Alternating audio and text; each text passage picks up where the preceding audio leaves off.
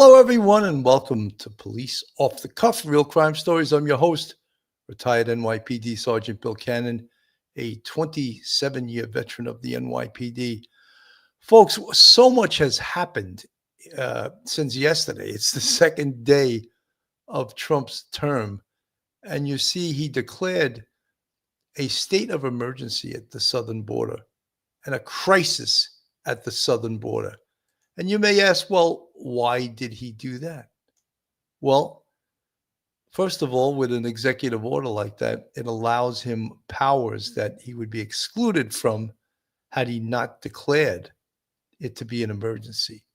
He has also vowed, in order to complete this border wall that you see in this thumbnail, to use the armed forces and any other funds that perhaps Congress would not approve had he not declared an emergency, and is ready to use the armed forces and declared an emergency and a crisis at the southern border.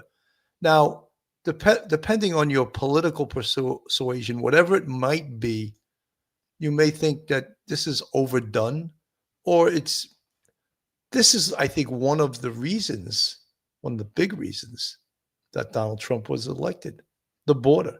And I think that many American citizens were not happy to see what went on in the last 4 years, especially just porous borders, and the fact that the previous administration had no idea where all these people went. All these people coming into the country, giving them a hearing, show up in 2 years. Good luck finding these people. In no way, shape, or form were many of these people vetted at all. So we didn't know who we were getting in this country. And we've seen major cities, sanctuary cities like New York, like Chicago. Some of the poorest citizens in those cities were getting a back seat to the illegal aliens that were pouring into the city, as the city taxes were being used to put them up in hotel rooms. And we see them all over the city. And we see them committing crimes in the city. And you may say that's overblown, but we also seen from Venezuela, Tren de Agua, a gang that is a real thing, MS-13 on parts of Long Island and also parts of New York City. So whatever your political persuasion, whatever you think about the border right now, it's a real thing. And President Trump, who is now officially the president, is going to do something about it. So folks, hold on to your hats, hold on to your drink, hold on to your next door neighbor, your friends, your family, hold on to your integrity. You're about to enter true crime from a police perspective. You're about to enter the off the cuff zone. The police off the cuff zone.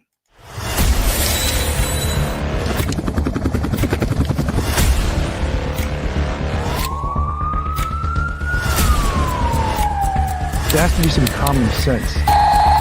They were the ones who called 911 to get him help, and now they're calling for change.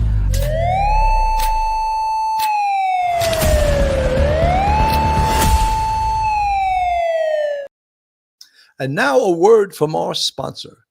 BetOnline continues to be the world's most trusted betting platform and your number one source for online betting in 2025. Whether you're a seasoned fan or a first-time bettor, BetOnline is your ultimate game day companion. With the largest selection of odds on everything from football, the NBA, college basketball to the NHL and UFC, BetOnline is the number one sports betting source for the new year.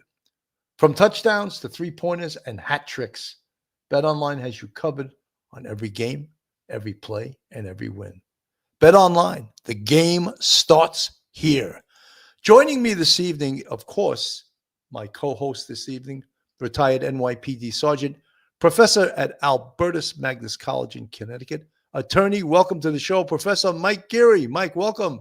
Bill, good evening. How are you? Thank you for having me on. Thank you for having me on. You know, Mike, I'm like, one of the things I'm sort of amazed at is the speed in which Trump is taking these executive orders. He signed, I mean, he already knew he was planning. He already knew he was going to sign 100 executive orders yesterday.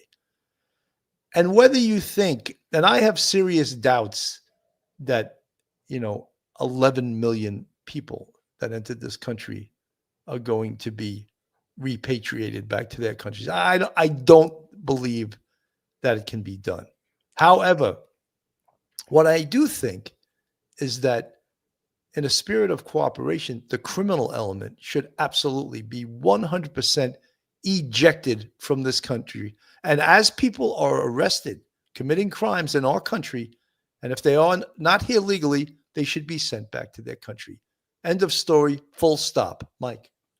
Yeah, Bill, it's you have to have a border if you're going to call yourself a country. If you don't have a border that you can protect the people inside of it, the citizens inside of it, then all you have is you're occupying a piece of geography. You can't have that. That's not the way we work here. So therefore, he has to secure the border. He wants to do it quickly. He made a promise to a lot of people, and he wants to fulfill that promise. Now, declaring an emergency and invoking powers, presidential wartime powers regarding the armed forces on Title 10. People may not think that's proper, but he didn't want to wait and ask Congress to appropriate, like, say, $100 million for this, and then, call up the National Guard in, like, say, different states like Texas, Arizona, that sort of thing, and have them mobilize, and work, with each other. No, he wanted to do this very quickly. He wants to get results quickly. And so it's both a strategic thing to do to get this done quickly, slam the door shut. So there's really a lot of cooperation with the Border Patrol people and the military people. That's fantastic. And he wants that done. He wants to see results quickly. So this way, it's a political move. He's a politician. He knows he's promised a lot and he has to deliver a lot. We can argue about whether it's a proper thing to do, a way to do it, but it's effective. It'll be very effective. From the chat, Tech for Fun. Do you think Trump will enforce deportation in states like New York? I'm going to explain to you how it'll work. In states that are designated sanctuary cities, sanctuary states, they will deport people from those states. However, they will not get cooperation from law enforcement. In states and cities that are not sanctuary, law enforcement will, in fact, when they make an arrest and they find someone's undocumented, they will notify ICE, and ICE will take the prisoner and deport them. And that may be depending on the charge. If someone's arrested for murder, they're not going to deport them because they would just escape prosecution and escape a penalty. However, if someone's arrested for something simple, a misdemeanor or something like that, and they are not, they're an illegal alien, they will be deported back to their country. That, again, if it's a sanctuary city, they're not going to get cooperation from law enforcement. And it's not that law enforcement does not want to cooperate. I'm sure almost every single law enforcement agency in this country would cooperate. It's the politicians who do not want the police to cooperate. I want to just go to some of the AP reported on this today. President Donald Trump rolled out a blueprint to beef up security at the southern border in a series of executive orders that began taking effect soon after his inauguration Monday, making good on his defining political promise to crack down on immigration and marking another wild swing in White House policy on the divisive issue. Some of the orders revive priorities from his first administration that his predecessor had rolled back, including forcing asylum seekers to wait in Mexico and finishing the border wall. Others launched sweeping new strategies like an effort to end automatic citizenship for anyone born in America, ending use of a Biden-era app used by nearly 1 million migrants to enter America. Actual execution of such a far-reaching immigration agenda is certain to face legal and logistical challenges. But in a concrete sign of how changes quickly played out, migrants who had appointments to enter the U.S. using the CBP-1 app saw them canceled minutes after Trump was sworn in. And Mexico agreed to allow people seeking U.S. asylum to remain south of the American border while awaiting their court cases. I will declare a national emergency at our southern border. All illegal entry will immediately be halted, and we will begin the process of returning millions and millions of criminal aliens back to the places in which they came for, Trump said in an inauguration speech to thunderous applause. The online lottery system gave appointments to 1,450 people a day at 8 border crossings to enter on parole, which Joe Biden used more than any president. It was a critical piece of the Biden administration's border strategy to create new immigration pathways while cracking down on people who enter illegally. So that is some of the changes. Will there be litigation on behalf of the illegals? Absolutely. And the one specifically that I don't know, Mike, I'm not an attorney. Maybe you could enlighten us. Whereas if a child of illegals is Birthright, yeah. In our country, then the law states they have automatic citizenship. Is that correct? Yeah, Billy, no, it's not. It's a misinterpretation to me, it's a misinterpretation of the wording of the 14th Amendment. The 14th Amendment was passed in 1868, several years at the end of the Civil War, in order to figure out what's the legal status of slaves who were brought here against their will. And once they were free, were they citizens, non-citizens? They're not property anymore because we have the 13th Amendment. So what do you do with them? So the 14th Amendment was written in such a way that said every person born or naturalized in the United States and subject to the law thereof is a citizen of the United States and of the state in which they reside. So they have dual citizenship, Georgia or Texas, whatever, and American citizenship. That was specifically for the freed slaves. People have taken the wording and subject to the law thereof to say that anyone born in the United States at any time, if they're here for only 5 minutes, so long as they're born, 1 inch over the border from Texas into Mexico into Texas, then they will have citizenship, birthright citizenship, because they made it across the line. However, the argument for people who don't believe in birthright citizenship is that the wording subject to the laws thereof indicates and presumes that A, we're talking about slaves, and B, that their presence is known to the government. If someone sneaks across and delivers a baby and sneaks back into Mexico, the government is not aware whatsoever, and they are not therefore subject to the laws of the country. So therefore, they have no birthright citizenship. And just think about it. If you're the ambassador to Greece, and you and your wife go to America, and your wife, who's the ambassador's wife, has a baby, she's not an American citizen. She is a citizen of Greece because she's a Greek. Her parents are Greek citizens. How could she have American citizenship by simply being born here? It makes no sense whatsoever.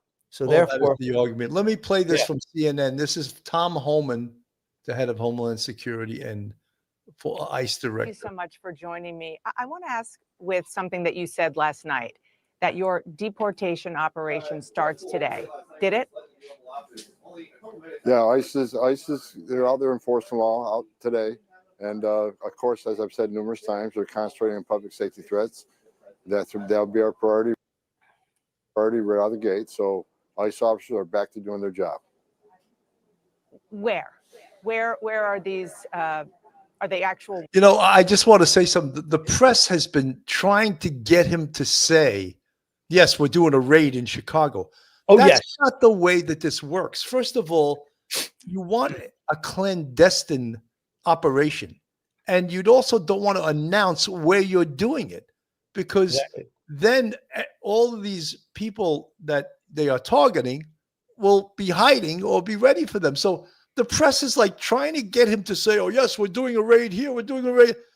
Law enforcement never tells what they're doing to the press, especially these people. It's ridiculous.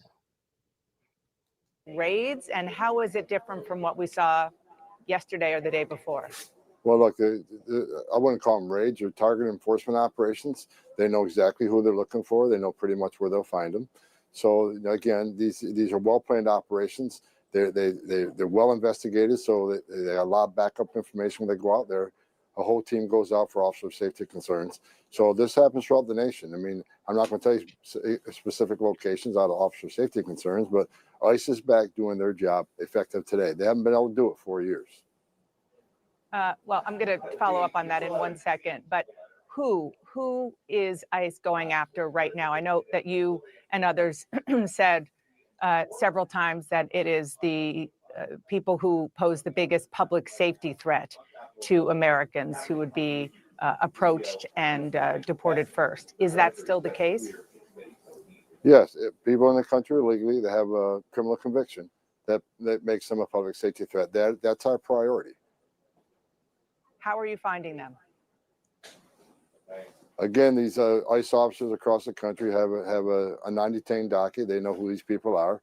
When they don't show up in court, they fail to leave as ordered by an immigration judge, or they have NCIC information on someone who was arrested for a violent crime here that's in the country illegally. They take those leads, they do investigative work, and through that work, try to find out where these people may be located. And that's the whole investigative piece they do before they go out and actually make an arrest. And so what is happening as we speak is limited to those with criminal records? That's the target of this operation. But like I said many times, in places like sanctuary cities where we can't arrest a bad person in the jail, we would like to have access to the jail to arrest a criminal alien in the safety and security of a county jail, which is safer for the community, safer for the officers, safer for the alien. But when you release a public safety threat out of a sanctuary jail and won't give us access to him, that means we got to go to the neighborhood and find him. And we will find him. But when we find him, he may be with others. Others that don't have a criminal conviction but are in the country illegally, they will be arrested too, because we're not going to strike. And this is a difference between the last administration and this administration. ICE is going to enforce the immigration law. There's nothing in the INA, the Immigration Nationality Act, says you got to be convicted of a serious crime in order to be removed from this country. So there's going to be more collateral arrests in sanctuary cities because they forced us to go in the community and find the guy we're looking for. Let me just make sure that I understand what you're saying, because at first you said that the first targets are those with criminal records, but you are also saying that those who are undocumented in the U.S., also who don't have criminal records, people who are working in their communities, maybe even have spouses who are American citizens, they could be swept up with ICE today as well? What I'm telling you is when we go find our priority target, which is a criminal alien, if he's with others in the United States illegally, we're going to take enforcement action against him. We're going to enforce the immigration law. What happens then? So the ICE officers gets an individual or a set of individuals and apprehends them. What next? What do these ICE officers do with them? Because in some cases, and you know this far better than I, they haven't been deported in the past because their country of origin won't take them. Well, what happens after arrest? They're taken to an ICE office and they're processed and put in detention. While they're in detention, ICE officers work on travel documents. The host country sends travel documents saying, yeah, this is our citizen, this is our national. Then we make flight arrangements. So they could be in detention from a few days for a few weeks until that removal is made happen. What if the host country doesn't want them, as has happened in the recent past? We have various plans. We have various plans. Other countries are willing to take them. We have third safe country removals. So that's something we're working through. But I think you're going to see less of the recalcitrant countries that won't take their citizens back under this president, because this president has vowed that these countries will take them back. So I'll leave that up to the White House, but there will be negotiations with those countries who are pushing back on recalcitrancy, and they will be removed. You know, I think that there is some kind of image that people might have, given how much we heard President Trump and you in the months during the campaign, and certainly during the transition, talking about what's going to happen of people being rounded up, loaded on buses, and dropping them off on the border. Is that how you see this happening? Well, I don't like the analogy of rounding up. Look, again, this is a targeted enforcement operation. The president's been clear on this. We're going to concentrate on public safety threats.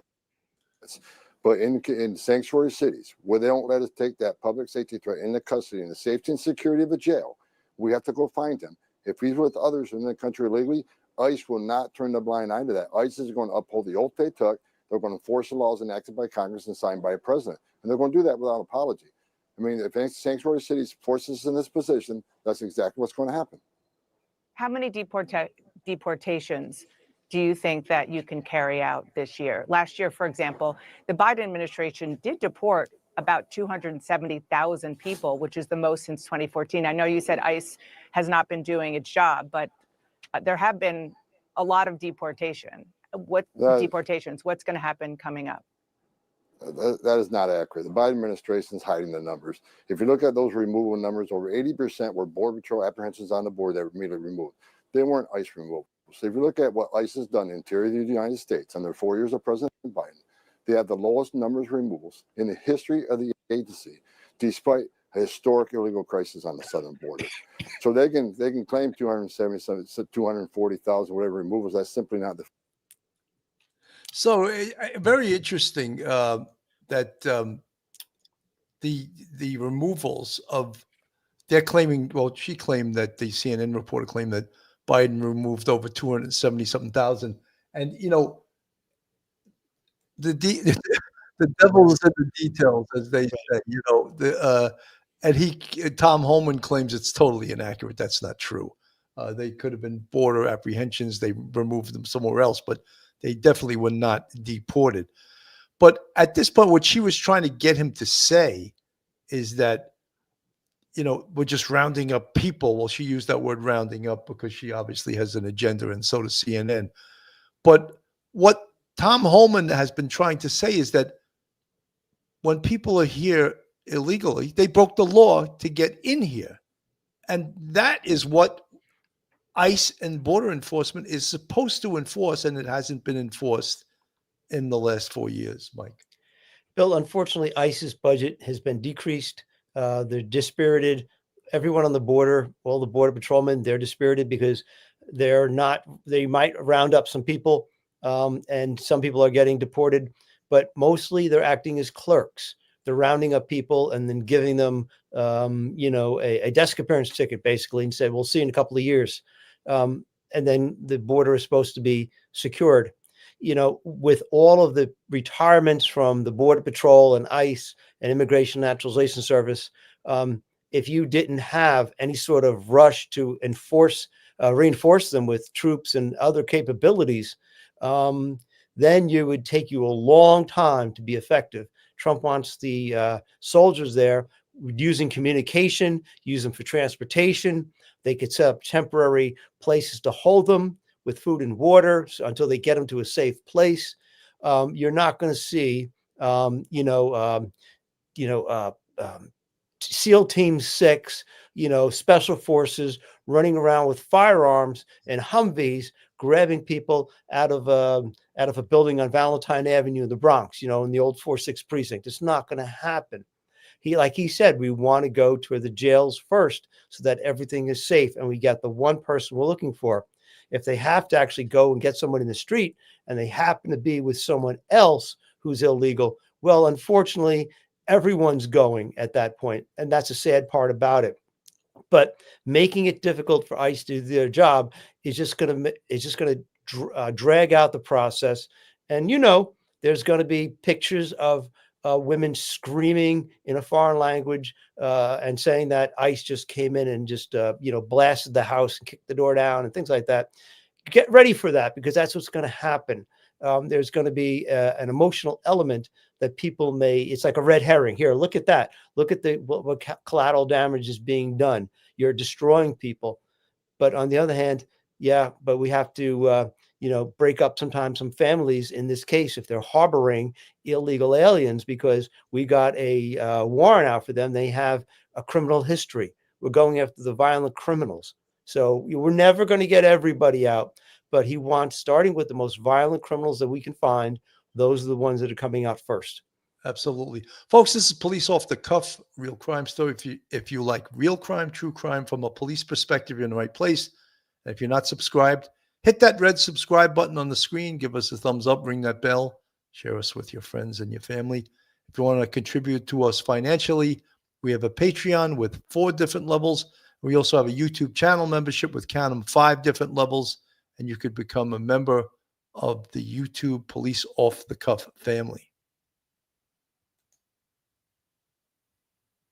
On what is to come, major cities like Chicago are anticipating massive immigration raids that could begin at any moment. Elected leaders say they will do anything they can to protect the many immigrant communities. Ripping those families apart, not acceptable to Americans. And we're going to stand up for them in the state of Illinois. We want folks to know that they can still send their children to school. Organizations like Illinois Coalition for Immigrant and Refugee Rights telling anyone who is scared, don't answer the door if ICE agents come knocking, and memorize loved ones' phone numbers in case your phones are seized. Meantime, a long-anticipated threat in the fight against drug cartels has become a reality. President Trump officially designating them as foreign terrorist organizations. This decision previously facing opposition from Mexican leaders. News Nation's Jorge Ventura joining us with more on this from Texas. Jorge, good morning to you. What does this new designation mean for the fight against these dangerous cartels?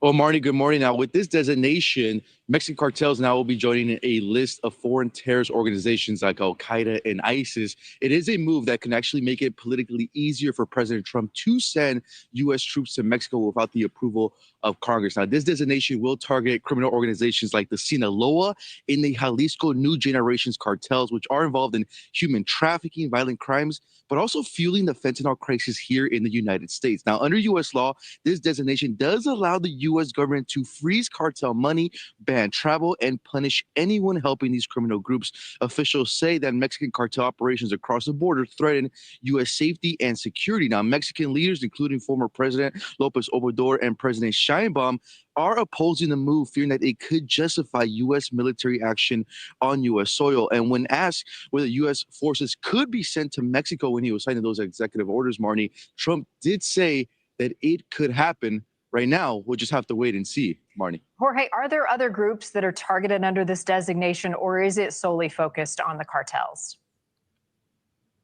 So in that new executive order, President Trump is also targeting MS-13, that's the Salvadoran gang, as a foreign terrorist organization, but also adding the Venezuelan gang Tren de Aragua. According to Border Czar Tom Holman, who did speak with News Nation back in December, he says that Tren de Aragua gang is already active in 16 states. And here in Texas, the Venezuelan gang already has an active presence in El Paso, Houston, Dallas, and San Antonio. Now, according to President Trump, he says he will use the full and immense power of federal and state law enforcement to eliminate the presence of all foreign criminal networks here in the United States through the Alien Enemies Act of 1798, which does allow the U.S. government to round up foreigners who are citizens of a country that Congress has declared war on or has engaged in invasion. Now, President Trump on Monday also declared an official emergency on the southern border, saying, quote, cartels control vast territories just south of our southern border, effectively controlling who can and cannot travel to the United States from Mexico. Hundreds of thousands of Americans have tragically died from drug overdoses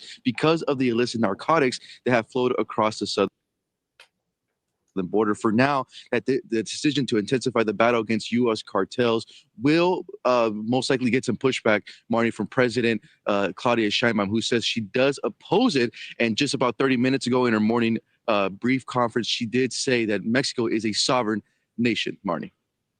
All right, Jorge Ventura, thank you for. So, you know, one of the things, obviously, these drug cartels that work with impunity in Mexico, they are damaging our country with fentanyl, with all kinds of drugs flowing into across our borders. And the other thing is that perhaps many people don't appreciate is human trafficking.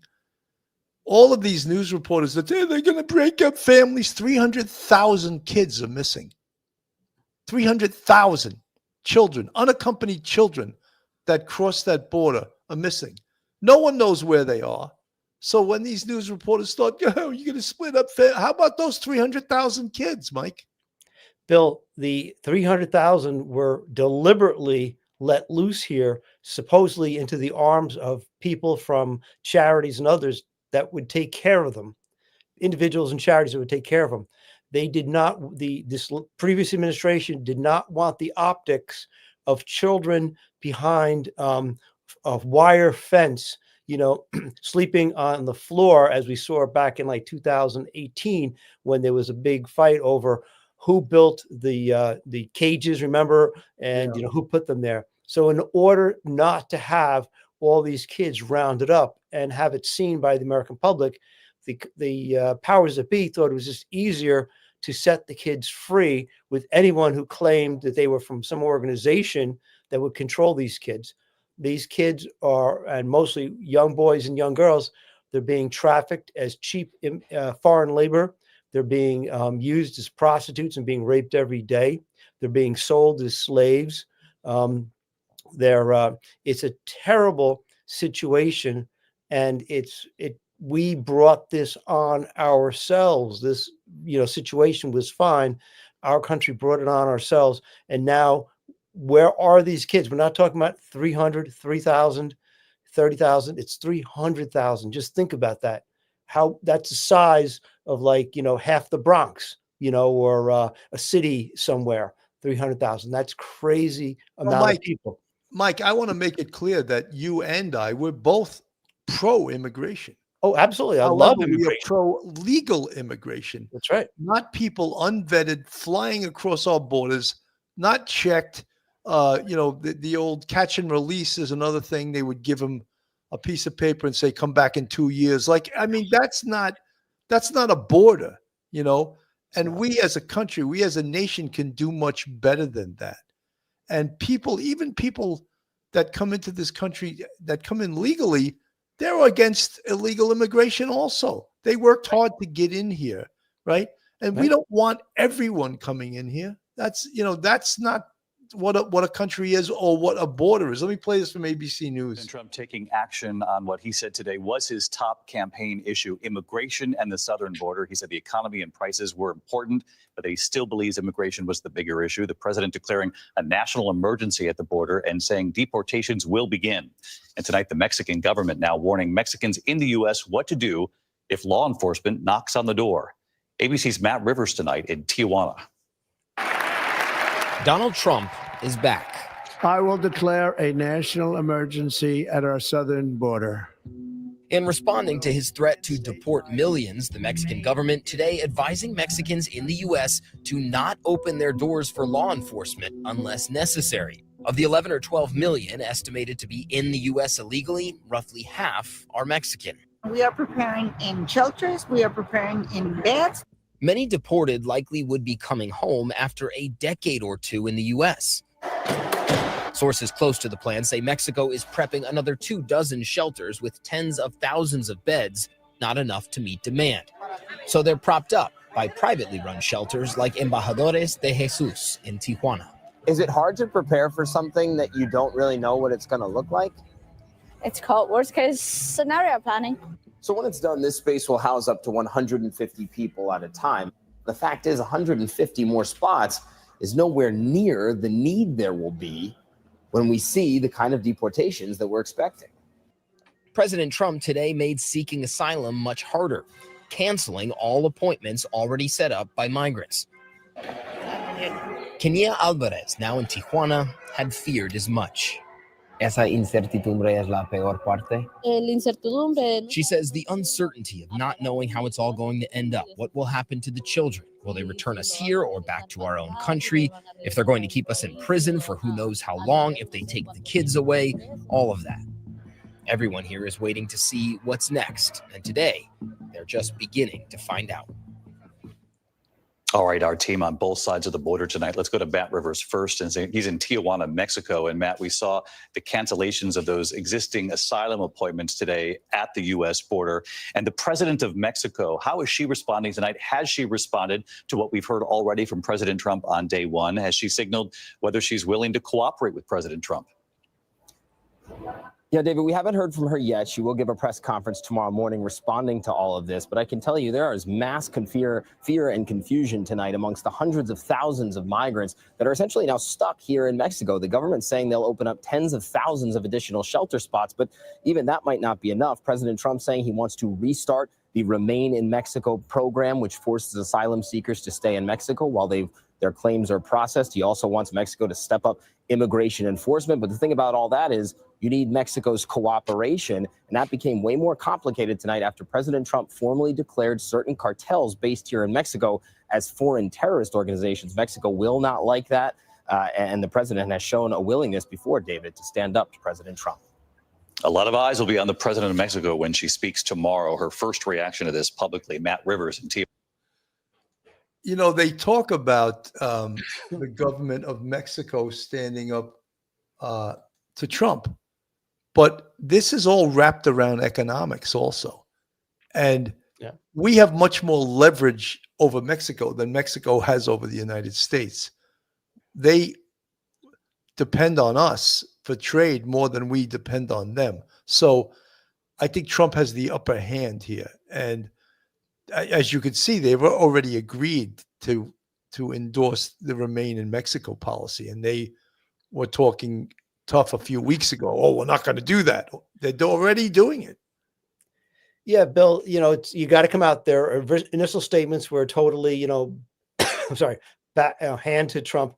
Then the president came around a little bit and said, the best way to do this is to cooperate with the United States. We're going to have Remain in Mexico. Now they are experiencing in their country the kind of crisis that the last administration visited upon us in our cities. You're going to be overwhelmed with people getting put back here. And so it's not an easy fix. It's going to take a long time to sort it all out. It's going to be a long time. There's going to be a lot of court cases involved here in the United States. But you're right. We probably have the better upper hand, definitely, when it comes to the economics of the situation. But when you look at the designation of the cartels as, terrorist organizations, that's a whole other, can of worms to open up, because, it seems that the large portions of Mexico are in, and they're controlled by cartels, and the army and the Mexican police don't seem to have the power to put them in check.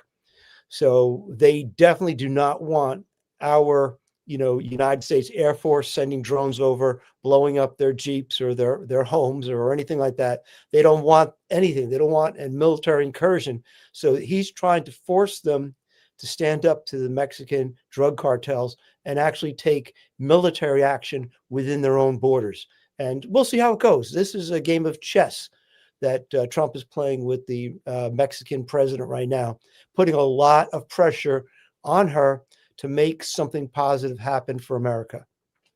Scrappy Heart from the chat. The advocacy here in New York City is really bad. The advocates give bad advice to the migrants. They are fear mongers. Well, I don't see the New York City police cooperating with ICE, so that remains to be seen. Yeah. Amanda Giese. So we're basically going to get taxed to send them all back, because where is that money going to come from? I did the research. Sounds like we, the people, are going to pay to ship them wherever. Well, I think either way, if they stay here, it costs us more than to ship them back. So Schmitty from the chat, the new border czar makes sense to me. I'll find what I can from him. Schmitty, I know you asked for us to discuss the birthright thing, and we did discuss it right before you came on, and Mike went into an at-length explanation about it. You pay me by the words, don't you? Yeah. So I don't want to hear that again. I don't want to hear that long definition. This is from News Nation. Southern border is bracing for big changes when it comes to immigration. You will remember this video. This is out of Aurora, Colorado, just outside of Denver, where a group of Venezuelan migrants allegedly took over an entire apartment complex. This really became one of President Trump's main sticking points when he was still on the campaign trail. So many residents in the sanctuary city. That was the gang, the Venezuelan gang, Tren de Aragua. And they took over 5 apartment buildings in Denver. And when the news reported it, they just were like, oh, they took over. Are you kidding me? This is America. Our government is required to defend the people. That cannot and should not ever happen. And you saw it right on video. They took over an apartment complex.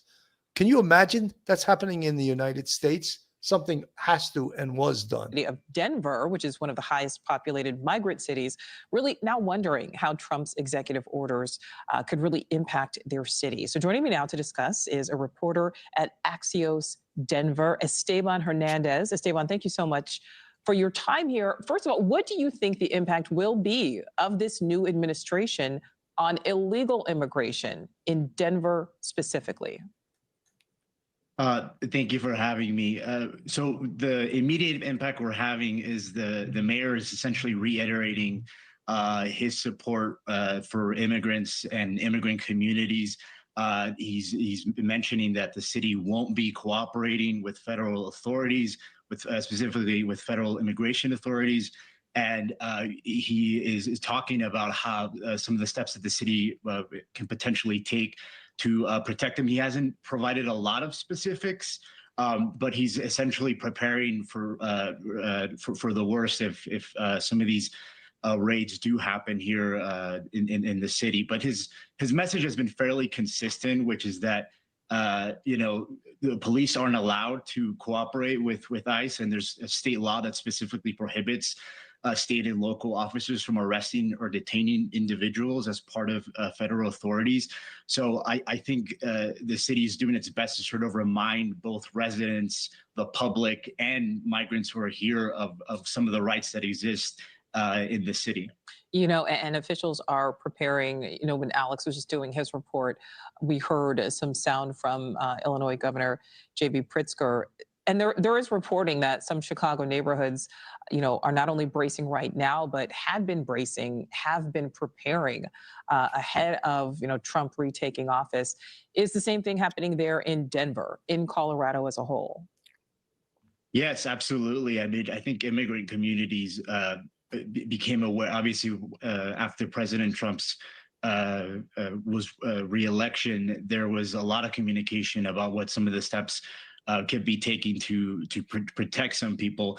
Mayor Johnston here in Denver, for example, recently said that he doesn't believe that the city buildings would necessarily provide sanctuary the way that some churches have in the past. But again, he reiterated that there are things that are coming that may not be able, that the city doesn't necessarily have an answer for. And I know that the immigrant communities, there's been a lot of these, know your rights classes that have been taken up, and the city is specifically trying to. It's created these clinics sort of to provide work authorizations for people that did come here. Denver had more than 40,000 people arrive here from the southern border, primarily from Venezuela. And I think the city is taking steps to help them both resettle and be able to work here lawfully, so they can be contributing to the community here and potentially, avoid some of those fears about deportation. Yeah, and I know some of those Know Your Rights clinics are also. When it comes to, providing proof of a warrant, I think that those kind of situations they've been ongoing for the last couple of years, and they've definitely ramped up in certain cases. And like I mentioned, I think the biggest thing that the city wants to make clear is that they want to support people who are already here and are trying to contribute to the community at large, but those fears absolutely do. Thanks for watching. So this is a national problem. It's not just in Denver. It's not in New York. It's in Texas. It's in Arizona. It's in the northern border with Canada. Sure. There's people coming across, and we are the laughing stocks because know your rights. I mean, what you think you'd have any rights in Mexico or any other? If you were crossing the border of another country from the United States into that other country, you think you would have any rights, or they would just return you right back to where you came from? And look, there's homeless people all over the United States, mentally ill homeless. There's homeless veterans that are not taken care of, but all the tax money seems to be available for this, to pay for this. And as I said, I'm 100% for immigration. I'm for legal immigration, though, Mike. Yeah, Bill, people people don't realize we've been a nation of immigrants since the founding of our republic. My grandparents came over from Europe. You're probably the same kind of deal. We want immigration. We want legal immigration. It adds to the beautiful tapestry that is the United States and enriches our communities and our lives. But it has to be controlled. It has to be legal. The people have to be vetted. I know people that got permanent, like, work visas, or whatever the proper term is.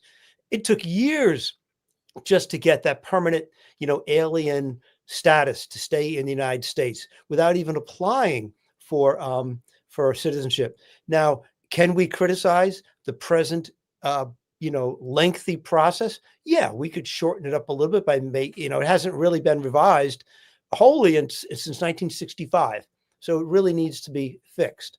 But you can't do it by creating a crisis and then saying, well, it's so bad, we can't fix it. So we're just going to have them come in and we'll give them little pieces of paper that say, come back in a couple of years and, wash your hands. No, that you're turning our republic into a banana republic. We can't have that. You try to sneak into Mexico, they'll throw you out. You try to sneak into Canada and stay there, they'll throw you back out. We're the only country in the world that has like birthright citizenship. It's ridiculous what we do. We bend over backwards. And as you say, we have a veteran statistically commit suicide 1 every hour in America. What kind of help are they really getting? What about the homeless Americans? What about them? That should be the priority. Americans should be priority one. 100%. I don't think that we are going to see mass deportations. I just think that is it would be impossible to do. It really would. I think there has to be down the road some type of negotiated settlement. Yes, let's get rid of the worst of the worst. Let's get rid of the criminals. Let's get rid of the gangbangers. Let's get rid of MS-13. Let's get rid of Tren de Aragua. Let's get rid of all the gangs, the Salvadorian gangs. Let's get rid of all of them. But I think that will probably have to be, after all, it's not 11 million. It's 20 million people have gotten in this country illegally. 20 million. You think just think of the numbers. It would be impossible, absolutely impossible to deport everyone. So it possibly could be like a fear factor type thing to say, oh, we're going to have mass deportations. I do not see that happening at all. Dealing with immigration and the southern border, President Trump almost immediately getting started on his overhaul, including the administration's mass deportation plan. News Nation's Mills Hayes is outside of the Chicago field office for immigration and customs enforcement. Mills, Chicago, one of the cities, of course, bracing for impact here. When might we see those mass deportations take place? See, they're saying that it's not going to happen. It absolutely is not going to happen. But the media is saying, oh, when are these mass deportations? It's not going to happen. I guarantee it. Hey, good morning, Marky. Well, President Trump's border czar, Tom Homan, told Chicagoans in December that the largest mass deportation effort in history would start here in Chicago. But there are sub-zero temperatures happening right now, and we're not entirely clear when these deportation plans could happen because of not only the weather, but also leaks about deportation plans. Now, we saw President Trump issue a slew of executive orders aiming his goal at the border related to immigration, including declaring a national emergency at the border. One official speaking anonymously over the weekend said that federal immigration officers will target more than 300 people with histories of violent crimes in the Chicago area alone. Trump aides have said that they will arrest others like spouses or roommates who are not targets but also here illegally. Still, President Trump was tight-lipped when asked about a timetable for deportations. Can we expect ICE raids in major cities? I don't want to say when, but it's going to happen. Has to happen, or we're not going to have a country left. And Illinois Governor J.B. Pritzker has said that Americans do not want to see families ripped apart, and the state of Illinois will stand up for them. And also immigrant rights groups here in Chicago say that many of the hundreds of thousands of undocumented migrants here in the Chicago area are terrified right now. Marky? Yeah, and what more are they saying, Mills? I mean, how are undocumented Chicagoans actually feeling? How are they preparing for these looming raids when so much uncertainty still surrounds them? Right, Marky. Well, we know that immigrant rights groups have been holding workshops, handing out flyers to let people know that are undocumented about their rights. And we also know that there are some churches here in the Chicago area that have decided to close down in-person Spanish-only services in case of those immigration roundups. Now, Elena Barrera, she has been living undocumented in the Chicago area for around 27 years, and she has 3 children, the youngest who is 9 years old. Barrera says that she's afraid and believes that if she is apprehended by ICE agents, it will be traumatic for her family. He doesn't want to go to Mexico because he has his school here. He has lived his whole life here. He cries. Nothing has happened yet, but he is already anxious. He's thinking, what will I do without my mom? And immigrant rights groups here in Chicago are telling people that are undocumented, if they're concerned about ICE agents and the potential for being rounded up, then they do not need to answer the door if ICE agents come to their front door. And they're also encouraging undocumented people to remember all of their phone numbers in case their phones are seized by ICE agents. Marky? Wow. Thanks for watching. I don't, as I said, it's not going to be it's not going to be a mass deportation as the news. And, you know, when you think of the sheer numbers, 20 million, that's according to Marco Rubio.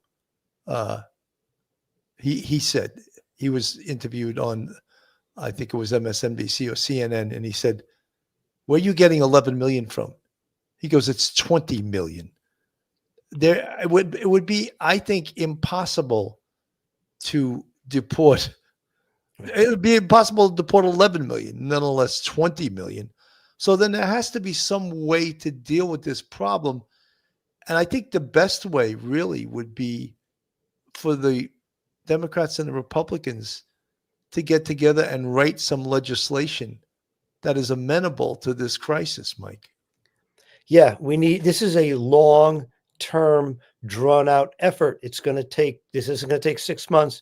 This is going to take several administrations if they continue to do what President Trump wants to do. 10 years, 12 years, they have to keep up the communication between ICE and the federal agents and also the local police so that it goes back to being what it used to be in New York. You make an arrest, say 7 years from now, and the steps are, if you make an arrest of an illegal alien, you notify the Immigration Naturalization Service. You've done your job. You've communicated with them. If they pick the illegal immigrant up, then that's great. But it's going to take a long time. There may be some buses leaving with full of people. That may happen, but that's probably not going to be how it's going to work out in New York City because of the governor and the mayor, not cooperating. Now, remember, the City Council of New York recommended years ago when they voted to make New York a sanctuary city. The voters never directly voted on that. Unfortunately, they keep voting in the people who did say vote in support of that. So we're at a standstill, and it's going to just lengthen the process and wear everybody down. But you're right. You have to come together, revamp our immigration and naturalization system, and come together with a piece of legislation that is acceptable to both parties, that makes sense. It's not based on ideology, but based on common sense. Absolutely. Adriana from the chat. How many Americans employ illegal housekeepers and handymen? Millions. Why? Because they don't want to pay for a fair price for an American citizen who's studied to have a license and insurance. Adriana, you're 100% correct. Yeah. I think probably almost everyone has a housekeeper, a landscaper, a cleaner, someone that does work for them that is not here legally. So are we all guilty, or most of us guilty of this? Yeah, I think so. So Frank Marsha from the chat, mass deportations will wind up in the courts for sure. If you're talking about gang members, drug dealers, and others who are criminals, go get them and get them out of here. Yeah, I mean, that would be the goal. That would be the goal to get people that are unvetted, people that are dangerous to our country. But we also have to ask the question, why were they allowed in here to begin with, without vetting, without checking out who they are? How did Tren de la Agua, the Venezuelan gang, get here in huge numbers? They're in 16 states right now. That is the disgrace. And the people that were responsible for that should be held accountable. Absolutely. MS-13. How did they're bigger on Long Island. Brentwood, Long Island, they own the town. You know, they've committed horrific murders out in Suffolk County. So these are the folks that we don't want coming into our country, yet there's no vetting. There's no security at the border. And we're getting a lot of these gangbangers coming into our country. Mike. Bill, this is a self-imposed disaster. We shot ourselves in the foot figuratively with this decision back in 2001 to open up the borders. And you heard people would get up in front of Congress and say the border is secure. We're enforcing border policy. You know, we're keeping track of everybody. Don't worry, we got this. And unfortunately, it was a total lie. And it took 4 years now. It's going to take a long time to undo this self-made disaster that we brought upon, our government brought upon us, and which is a total aberration of what the government is supposed to be doing, protecting us. This is they're talking about some of the cartels in this little clip here from News Nation. The executive orders declaring the cartels foreign terrorist organizations. The president was asked about boots on the ground. Take a listen. President Trump, if the cartels are now going to be seen as foreign terror organizations, would you think about ordering U.S. Special Forces into Mexico to take them out? Could happen. Stranger things have happened. This is actually an executive order designating the cartels and other organizations to be foreign terrorist organizations. That's a big one. Yes, sir. People have wanted to do this for years. So they are now designated as terrorist organizations, foreign. And Mexico probably doesn't want that. But we have to do what's right. All right, Jonathan. When he says stranger things have happened, what does it look like, assuming the president declares war, and he has a lot of powers to do that with Congress, depending on how it works, of targeted drone strikes on cartel leaders, Navy SEAL raids, Delta Force, whatever it is, raids on drug lab production facilities, fentanyl trafficking organizations? Well, first of all, Leland, he doesn't have to declare war because these individuals are on a terrorist list now. The United States is technically in a offensive as well as defensive position now, and they can bring all of the assets the United States has to bear, which includes intel, military, and also the white collar aspect of this, because people have to realize these cartels are businesses. If they're not making money, they're not going to exist. And so now the United States can look at them the same way they look at Iran, for instance, and go after their financials. Although the difference here is that primarily cartels are a cash business, but they can start to go after them and the nations in which they're in and put pressure on them and start working this systematically. When I was in Colombia, we led training missions, and we were not allowed to go in there as a military operation I get that. because it was a law enforcement I get that, operation. Jonathan. My question, though, is how difficult really is it? I mean, when we think about these cartels, and they are gangs, in many cases, they have armies that are better equipped than, say, the Mexican military. But it wouldn't really take that much, would it, if the order was given to go down to Mexico and start knocking some heads, a few drone strikes, a couple raids, and the cartels might have a problem recruiting people all of a sudden, wouldn't they?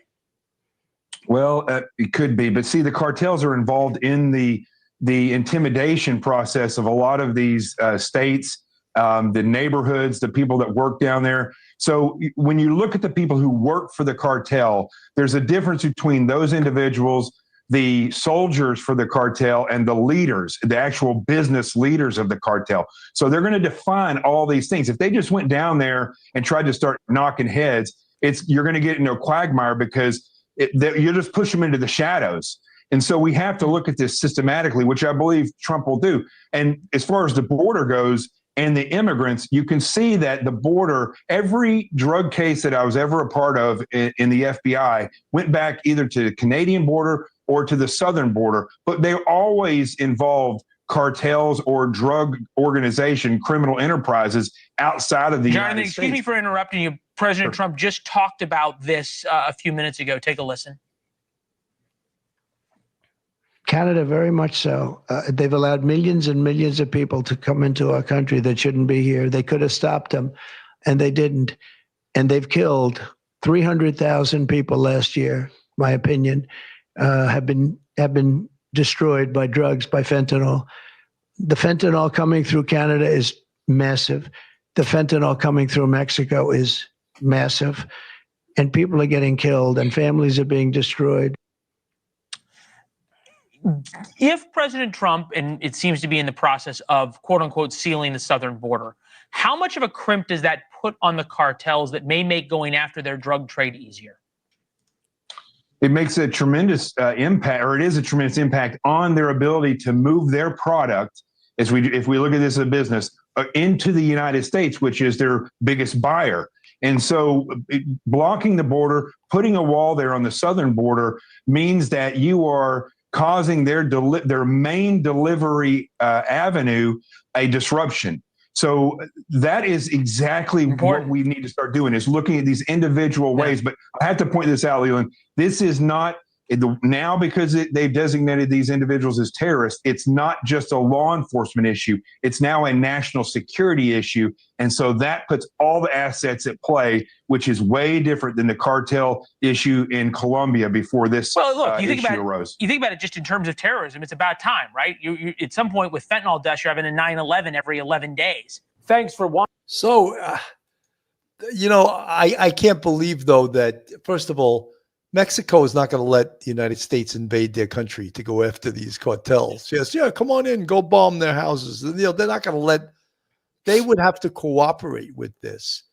Is there leverage that we could use as a country to get Mexico to cooperate with this? Because obviously this fentanyl crisis and this human trafficking crisis is epidemic, and something really does need to be done about it. Look, people have stopped going to places like Cancun because of drug gunfights between cartels at the resorts. The gunfights and the drug cartels came to the resorts and have killed people in the tourist areas. So if Mexico can't control their own country, do you think they're going to allow us in to do that? Look, sometimes Mexico cooperates with the DEA, the Drug Enforcement Administration, but also the police in Mexico are very corrupt, extremely corrupt, Mike. Yeah, Billy, this is a multi-layered problem dealing with the law enforcement and the military. Trump wants to get the things done fast as possible, so mobilizing the military gives him a lot more power early on, rather than wait for recruitment of some and get some money by Congress and slow walk this. No, he wants to get this done. He made a promise. He's trying to fulfill it. But he's going to put as much pressure as he can. Now, we have an agreement called NAFTA, North American Free Trade Association, whereby we're not supposed to be putting tariffs on goods made in Mexico or Canada. Now, he's threatened to do that, and he's ribbed, the former prime minister of Canada unmercifully about that, and he's talked about it in Mexico. However, we want to be smart about it.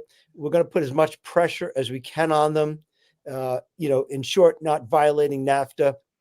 But, it's going to be a long drawn out process. There's going to be a lot of talk behind the scenes. Not everything is going to be done in sound bites to the media, like many politicians do.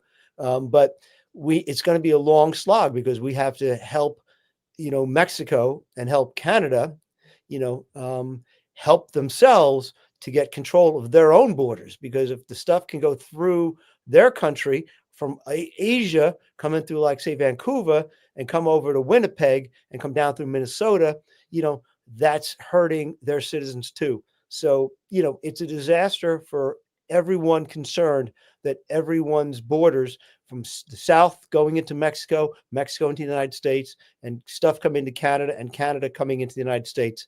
It's truly a mess. It's going to take a long time. Everybody needs patience, but this is going to be a decades-long overhaul of law and of much needed cooperation between many different states in order to affect any bit of positive change. Absolutely. This is a little snippet of how it affects New York City. Soon after he was sworn in, President Trump reversed several immigration policies from the Biden administration. Trump declaring a national emergency at the southern border. He's also trying to end the constitutionally protected principle of birthright citizenship. But attorney generals from 18 states are already suing to block that executive order, declaring it unconstitutional. The suits are expected to be the first in what is likely to be a long-running legal fight over Trump's immigration policy. This is a right that was codified in one of the most important amendments ever codified in our nation's nearly 2.5-century history. And the president cannot, with a stroke of a pen, write the 14th Amendment out of existence. Meanwhile, when asked if deportations were underway today, Trump's border czar, Tom Homan, did not answer directly, but he said ICE agents are out looking for threats to public safety. Well, New York City has been preparing for months for the possibility of raids by immigration officials and mass deportations. It has many advocates now spreading the word to immigrants about their rights. 7 on your side, investigative reporter Dan Kraut here with more on that part of our story. Dan. David, city leaders tell me they're bracing for the possibility of those deportations. Behind the scenes, they've been working for the past 2 months to train, educate, and prepare people for what could be ahead. That's a big one. A lot of big ones, huh? In the first 24 hours, the president declared a national emergency at the U.S. border and moved to end birthright citizenship, which is already being challenged in court. New York City is now bracing for what happens next. The city's home to more than 400,000 undocumented immigrants. What do you think this will look like? I think it may be a combination of many different kinds of raids. Under the first administration, we saw a lot of early morning 4 a.m. raids in different neighborhoods. We saw a lot of workplace raids around the country. The city has a set of sanctuary laws that prevent city workers from cooperating with federal immigration enforcement, except when it comes to those who have been convicted of committing crimes. There's no restriction for the NYPD to coordinate with the various task forces around criminality. There's no restrictions. Nothing has changed there. We're going to continue to collaborate with all of our federal partners when it comes down to illegal behavior. During a recent hearing, the Commissioner of Immigrant Affairs said the city has been working for 2 months behind the scenes. We have accomplished, I think, significant and important work in preparing for what may come next. They've created an education campaign for undocumented immigrants. Pamphlets like this, for example, telling them what to do if an ICE official knocks on their door. They've also hosted training sessions and reached out to every city agency, urging them to follow sanctuary city laws. In turn, each department is taking its own action. The Department of Education sent this email to each principal, educating them on the rights of students and how to support them. In a statement, they told us in part, they do not permit non-NYC law enforcement agents, including ICE, to enter schools except when absolutely required by law. And they do not ask families to disclose, nor do they track immigration status. People are very, very concerned. A former federal ICE prosecutor told me targeting immigrants who have been arrested or have pending deportation orders has always been a priority and will continue to be under the current administration. So that's how New York City is going to deal with it. As we said early on in this show, we don't see, from our law enforcement experience, we don't see mass deportations. I just think it's almost an impossibility. But we as American citizens should welcome targeting the criminals and gangs to remove them from this country. And I think anyone that doesn't applaud that is a little bit demented, because those are the people that are a real danger to the citizenry of this country. Christina P. from the chat.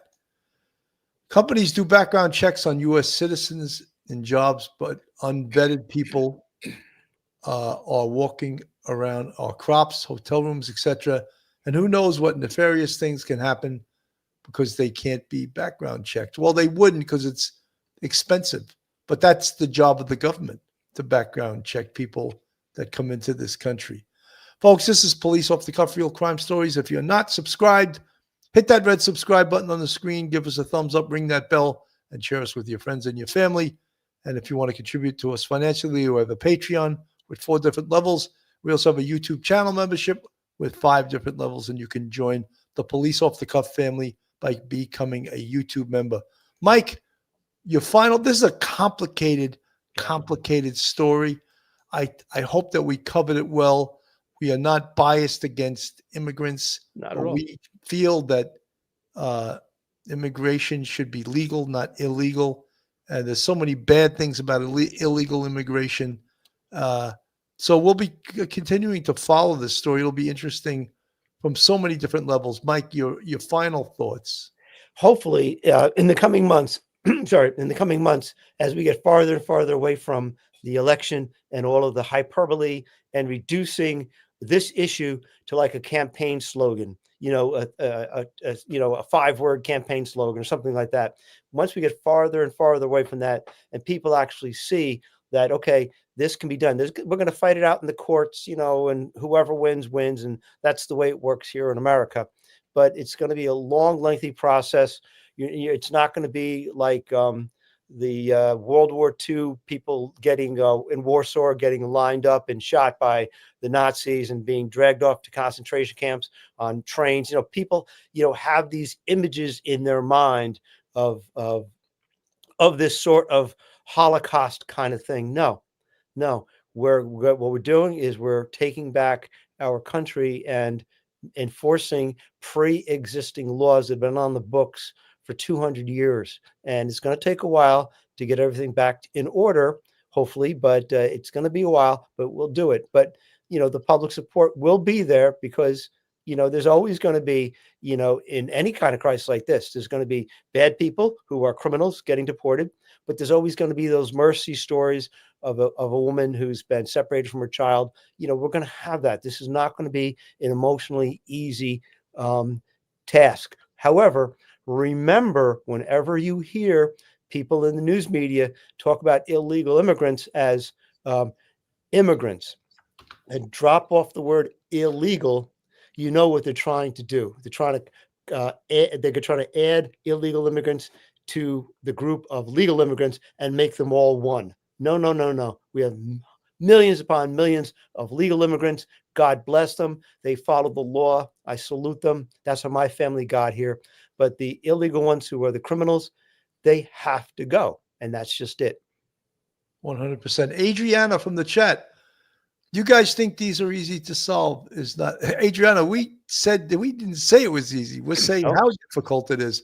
Huge human trafficking and people from all over the world, not just from South America. Adriana, you're preaching to the choir. Yeah. We said that all during this show, that this is a very, very, very complex issue. Yeah. Ocean Wave from the chat. Thank you, gentlemen, and chat. Have a good night, all. So nice hearing from you, Professor Mike. Thank you. Mike's got fans. That's amazing. All right. So, folks, thank you so much for tuning in tonight. Again, this is a complex subject. We do not pretend it's not. And we are all for immigration, but we like the word legal in front of it. Have a great night, everyone, and God bless. One episode just ain't enough.